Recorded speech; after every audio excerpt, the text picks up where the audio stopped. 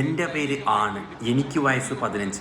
എൻ്റെ നഗ്ന വീഡിയോ പകർത്തിയവളുടെ പ്രായം 40.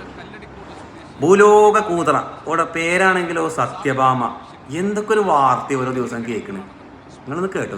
മലപ്പുറം തിരൂരിൽ 15-കാരനെ ലൈംഗികമായി പീഡിപ്പിച്ച് വീഡിയോ പകർത്തി ഭീഷണിപ്പെടുത്തിയ കേസിൽ യുവതി അറസ്റ്റിലായി. പാലക്കാട് കല്ലടിക്കോട് സ്വദേശി സത്യഭാമയാണ് അറസ്റ്റിലായത്. ഭർത്താവ് സാബിക്കാണ് ദൃശ്യങ്ങൾ പകർത്തിയത്. ഇരുവരും ലഹരിക്കടിമകളാണെന്ന് പോലീസ് പറയുന്നു. മലപ്പുറം ജില്ലയിലെ തിരൂർ പോലീസ് സ്റ്റേഷൻ പരിധിയിലാണ് ഈ സംഭവം നടക്കുന്നത്. 4 വർഷം മുൻപ് ആരംഭിച്ചിരിക്കുന്ന പീഡനം വർഷങ്ങളോളം തുടർന്നു എന്നുള്ളതാണ്. നിലവിൽ അറസ്റ്റിലായിരിക്കുന്നത് പാലക്കാട് കല്ലടിക്കോട് സ്വദേശി സത്യഭാമയാണ്.